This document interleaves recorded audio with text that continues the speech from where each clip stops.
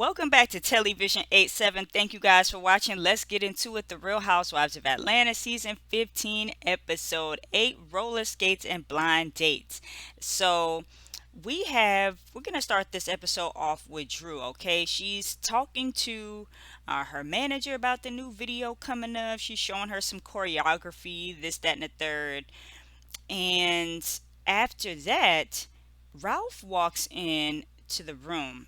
So, Ralph is in the kitchen, and Drew was telling Ralph, "Oh, my sister Allison, she wants to come. She's coming to the house to visit.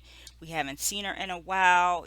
And for those of y'all who don't know, Allison used to be Drew's manager, but she was having some mental issues, and she basically just needed to take a time out, and she wasn't able to keep up with the demand of Drew's career, this, that, and the third. And on top of that, they get into this whole discussion, and Ralph reveals that Ralph and Drew reveal that the sister, Allison, was actually banned from their house for a few years because Allison had made some comments in reference to Ralph being controlling and manipulative, and Ralph didn't like that. So he put Allison on ice, and her coming to the house will be the first time that she's even seen their new home in I don't know however many years. They just said a few, so I'm assuming at least three that she hasn't been able to come around like that because Ralph doesn't want to feel uncomfortable. So he's even telling Drew, like, if she comes, I may have to leave because I just don't really see it for your sister right now. So let me know what you guys think about that. And I saw a lot of the comments about the sneak peek. That's why this thumbnail is here like that, because I did a video about this sneak peek, this clip right here earlier. And so it's like, Ralph, you get called out for being controlling and manipulative, and then you proceed to control and manipulate by telling Drew's sister that she cannot come to the house because you didn't like what she was saying. And that's wild. So let me know what you guys think about that. Drop your comments below. And if you guys saw Drew on Watch What Happens Live last night, she was on there really talking about, the divorce and how everything has been going since both of them filed. So drop your thoughts below on that scene right there. So moving on here, we have Marlo and Sonya. Marlo is, oh, actually, before we get to that, you see, it was just so, because Sheree is just like, oh my goodness. But before we even get to this, we see Sheree on the Zoom call with her designers. They're trying to get the baby line together. And they're basically talking logistics and how some of the new products haven't come on to the website yet, and that they need to get things going. But Sheree always has a problem. There's always some type of stalling. They even ask her in the confessionals, "Hey, have you made any profit?" She couldn't even give a simple yes or no answer. Have you made profit? Yes or no? She's always swerving and trying to curve around questions. And I think that's why we'll see coming up that Kandi is going to be looking at Sheree like she's crazy. But we'll get to that in a second. But first, we have Marlo and Sonya. Sonya's telling her about, the girls, and how Marlo shows one side to Sonya, but then when she gets to the other girls, it's like World War III. And the side of Marlo that they show that I would like to see more of, she was doing her foster care Fridays, talking to the youth, helping people instead of always being super messy and mean and just spiteful and vindictive. Like, we need to see more of that Marlo. If we could see more of that Marlo, it would be better. But Marlo is always in a negative light.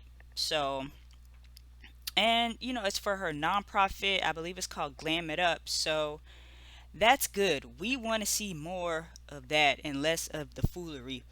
But anyway, Marlo was telling Sonny she's going on a date with a Jamaican. She's nervous. It's a blind date. Yada yada yada yada. So we'll get to that date. That's toward the end of the episode. But let me know what you guys think about this. Do you guys, if Marlo were to come back, I don't even know. What do we need to see from Marlo in order for us to take more to her? It's got to be a little bit more positive and not so much with the negative. And show her putting on a foster care, event or something like that, like something. But let's keep it moving. This is, I believe, one of the scenes of the night, okay? And you already see Candy's face. Now, I did not watch the speak on it as of yet, but I know from the little teaser she dropped, Candy explained why she was making such crazy faces. It's because she really didn't want to go in on Sheree. So they meet up at the park. They're going back and forth about Sheree feeling a type of way, saying Candy was shading her business, and the clips that they pulled up were from previous speak on this, where Candy was saying, "Look, she by Sheree ain't up, the website ain't up, and I just want to know for the people." And the people wanted to know. Everybody was ran to that website to try to support Sheree, and it wasn't up. Okay, even if you have that first day, you have a super influx of traffic, fine, we'll give her that. But just seemed like after that it was just delay after delay, and it wasn't going the way it was supposed to be going. So Sheree didn't like that, and they showed a clip of Candy saying, "Oh, I thought it was funny, and Sheree should have a sense of humor about it." But Candy was saying that those, when she was saying Sheree should be humorous, it was about the spoofs and not about Candy saying that her website is not up yet. This, that, and the third. She was referencing something else, but it made it to look like Candy was just really trying to go in on Sheree like that. So, and in attempt to deflect and just completely go off, Sheree starts going in on Candy's restaurant, saying that they went there, they got bad service. It was a 3 hour wait, this, that, and the third. Then she tried to go in on Tag's boutique. And Candy at that point was like, "Well, at least y'all could get my clothes. We still ain't even, don't even have your stuff." And for a point of reference, this was like not too long after the reunion. And it was still issues. So it's like they tried to help her. Candy tried to, like she said previously, get her team to help Sheree to figure out what was going on. But it's like Candy had to let Sheree know. It's like every time you try to get something done, it's like it would not be getting done. They even told her before, just take your little logo and slap it on the other clothes like other people do. And Sheree was like, "Oh, I don't want to do that. I don't want to do that. I want to be, I don't want to do what everybody else does, blah, blah, blah, blah," which she kind of ended up doing in the end. So 10 years with this She by Sheree, when you could have been dropped the "Who gon' check me, boo" line, you could have been dropped the whatever your other sayings are from back in the day. Sheree could have had a workout tape. You had Phaedra and Kenya trying to do donkey and stallion booties, and Sheree had the best body out of everybody. It's like Sheree just keep missing. You spend all this time and effort on Chateau Sheree when it's you by your damn self in there, instead of focusing on your business. And you talking to Candy, one of the masterminds of business, and Candy's not here for the BS. That's the bottom line. But all in all, after they go around in a circle, Candy apologized just for the sake of apologizing. Candy didn't have to apologize, but she was like, "Look, I don't even want to be arguing with you like this. Let's just forget about it and move on." But let me know what you guys think about this. Do you think Do you guys think Kandi was being like unnecessarily shady about Sheree? And Kandi called Shein by Sheree, okay, to Sheree's face. And that's what everybody was saying online. And it was just a mess. But drop your thoughts below. Let's keep the conversation going with that. Now we have oh, and this is, Sheree's going in on Kandi there. But yeah, she called out a restaurant, called out tags, and said that she was failing inspections and everything. But Kandi was like, "Look, yeah, I failed the inspection, but I went back and passed, and still in all this time, you don't have your stuff up right." So, whew, that Sheree something else. Now this quick little blurb here, we have Todd and Kandi. They're working on going over Todd's script, and they're thinking about casting Drew Sidora for a main part. And Todd wants Kandi to be in it, but Kandi doesn't want to be typecast and play opposite of Drew as a potential love interest. She don't want to play that same lesbian role and just get typecast to turning females out. So the movie is coming along. It's coming along.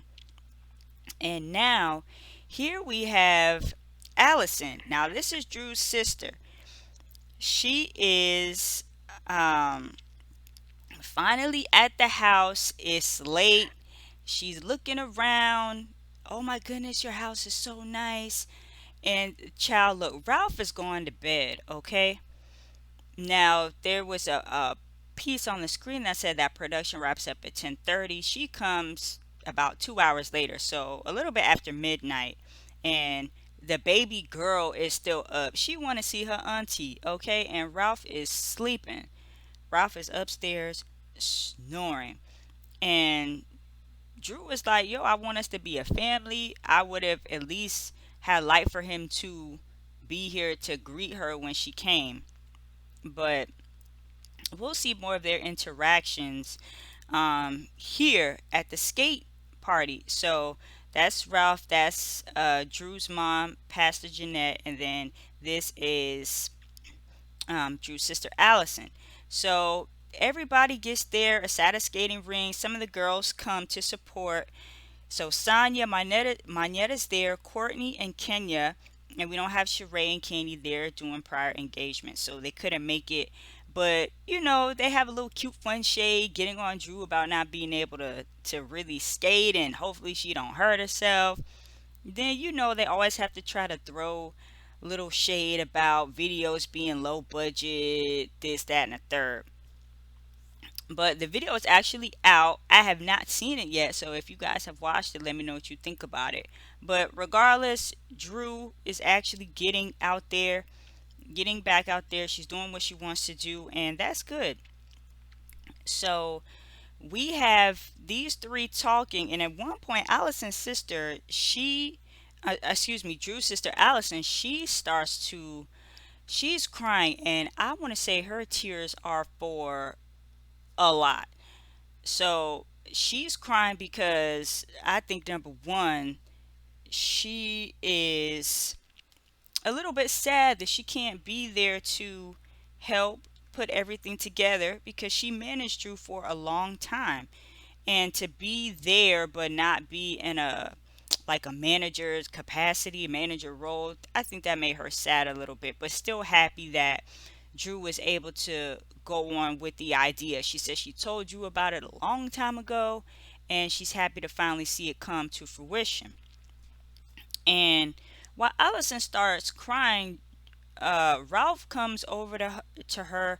They hug it out, but to me, I also think that Allison was crying because she's like, okay, she's with Ralph, but she's she's not being stopped. Like Ralph is not over her so much to the point where she can't really try to pursue her dreams or whatnot. I actually put that on Twitter. If you guys want to follow me on Twitter at television87, actually put that I think that's why she was crying as well, because she's like, whew, okay, my sister is okay.